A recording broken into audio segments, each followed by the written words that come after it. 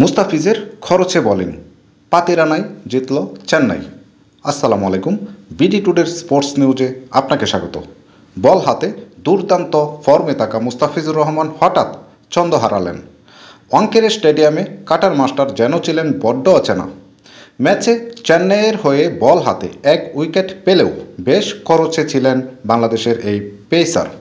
তবে লঙ্কান পেসার মাতিসা পাতিরানার দুর্দান্ত বোলিংয়ে জয় তুলে নিয়েছে চেন্নাই।